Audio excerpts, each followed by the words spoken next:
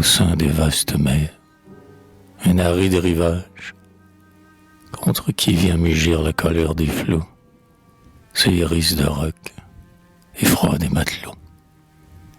Du corse belliqueux, c'est le réduit sauvage. Là, naguère le sort, allumant un flambeau, ce bord presque ignoré consacré à la mémoire. C'est là qu'un jour on vit la gloire apparaître auprès d'un berceau. C'était un jeune enfant d'une illustre naissance. Rien alentour de lui n'annonçait l'opulence. Il sommeillait tranquille, et l'arrêt du destin n'avait point déposé dans sa tremblante main le facile pouvoir d'un sceptre héréditaire.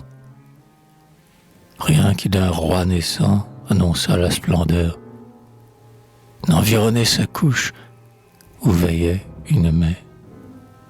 Rien. L'avenir tout seul contenait sa grandeur. La déesse, au regard de la mère étonnée, déroula de son fils toute la destinée, et parmi des brouillards obscurs, lui montra sur d'autres rivages des fêtes, des combats, vaporeuses images qui dévoilaient les temps futurs. Ses avides regards étaient fixés encore, quand le divin tableau tout à coup s'évapore, puis un funèbre son retentit alentour. Elle écoute. Ses yeux se remplissent de larmes. C'était le bruit d'un salut d'armes et le roulement du tambour.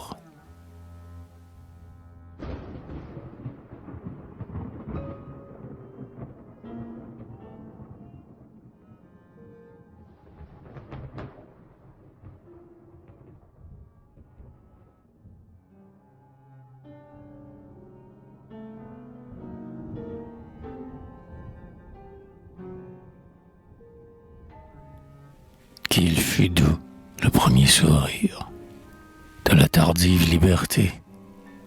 L'homme accueillit avec délire sa naissante divinité. Alors, dans le transport d'une joie unanime, au rayon d'un nouveau soleil, la France s'éveilla comme d'un long sommeil. Ce fut un rêve encore, mais il était sublime. Que ce moment fut beau, que du peuple français l'espérance fut noble et fière, qu'il fut prompt à saisir cette pure lumière qui de ses yeux bientôt disparut pour jamais. Alors, on vit surgir un plus sombre génie. Alors, on entendit tout un peuple en courroux crier « Mort à la tyrannie !» Les grands ne semblent grands qu'aux hommes à genoux. Levons-nous. La carrière des camps s'ouvrit, brillant encore. Sortant de leur obscurité, d'héroïques talents s'empressèrent d'éclore à la voix de la liberté. Mais, puissante au dehors, la patrie égarée, par ses fils au dedans se sentait déchirée. Un signe révéré d'une fausse grandeur.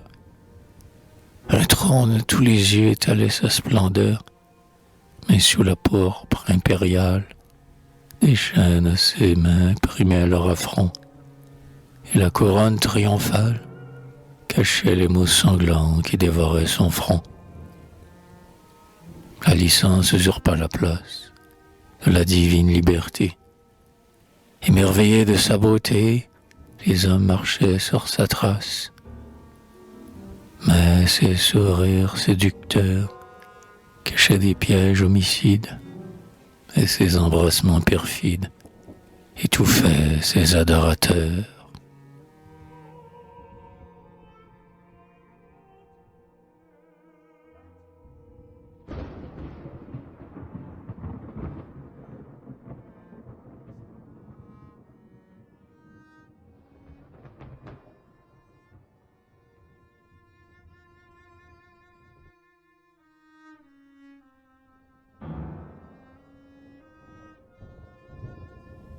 Un régime nouveau favorable à la France, à ses fils désolés ramena l'espérance, sans ramener la liberté.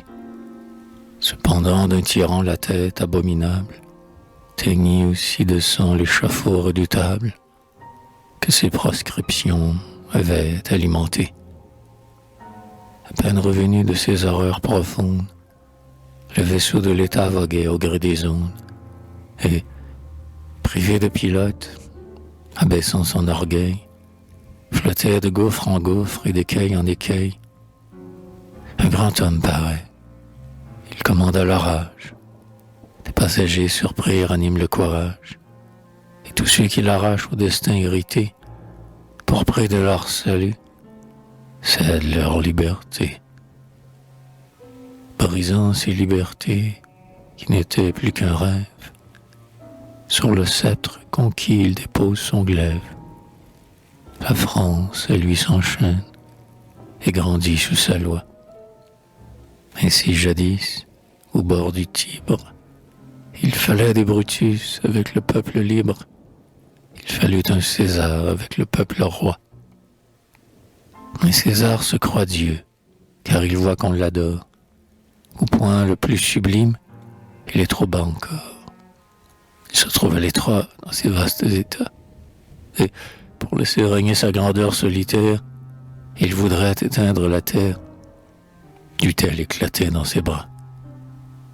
Pour parvenir au but où son orgueil aspire, pour qu'ouvrir l'attentat fait à la liberté, sur une autre divinité, il concentre l'amour des Français en délire. Au son du clairon belliqueux, ils accourent sous ses bannières. Partout ils vont audacieux, briguer ses faveurs meurtrières, car pour prix de nobles trépas, elle leur offre de la gloire. C'est Bellone, c'est la victoire, c'est la déesse des combats.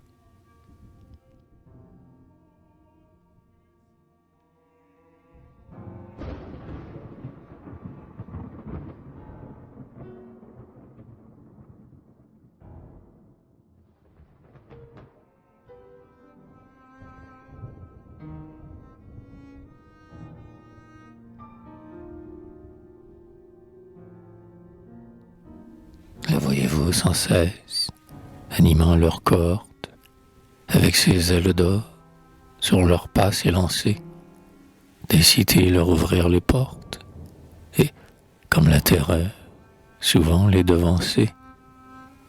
À leur regard charmé, oh, qu'elle est douce et belle, elle a des prix pour leurs exploits, la flamme en ses yeux étincelle, et ses yeux dévorent les rois. Napoléon, dans le courage, sut la fixer à ses drapeaux, victorieux sur un rivage, vole à des rivages nouveaux. Image du dieu de la guerre, sa force et son ardeur grandissent sous les yeux. Il marche, et tout s'enfuit. Son pied frappe la terre, qui vomit des guerriers sous ses pas belliqueux. C'est son œil qui lance la foudre, son bras qui fait briller l'acier. Son aigle arrache à la poudre le rameau sanglant du laurier. Oh, qui pourra chanter ses conquêtes rapides? Qui pourra consacrer des accords assez beaux à ses actions intrépides, à ses exploits toujours nouveaux? Où sont ses ennemis qui, vainqueurs en idées, se partagent la France en espoir dégradé? Demandez-en les noms à la nuit des tombeaux.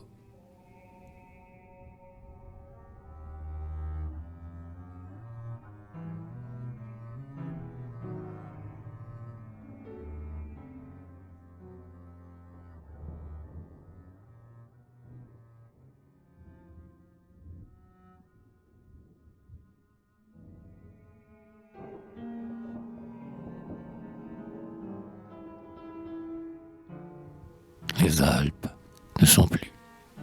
L'Italie est vaincue. La Brunus colossale est dans Rome abattue. La balance des rangs, qu'un glaive a fait baisser, reçoit là, quand son sein verse des mains dociles, car elle n'a plus de Camille, assez fort pour la renverser. L'Égypte, c'est l'Égypte. Et des bras intrépides ont conquis ces climats brûlants, et le sang des fiers musulmans engraisse les sables arides. Nos soldats vainqueurs, les déserts sont peuplés. 40 siècles semblés, le contemple des pyramides. Que dirais-je de plus? Tout a subi nos lois. Les discordes partout languissent étouffés. Nos guerriers ont bravé les chaleurs et les froids. Partout, ils ont jeté de superbes trophées. Et l'avenir s'effraie en comptant leurs exploits.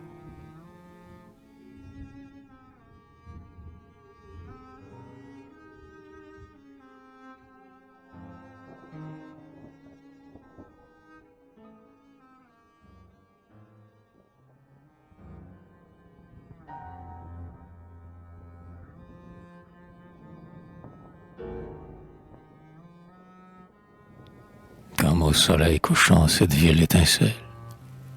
De ces grands monuments que la structure est belle. L'or fait briller au loin les toits de ses palais. C'est Moscou.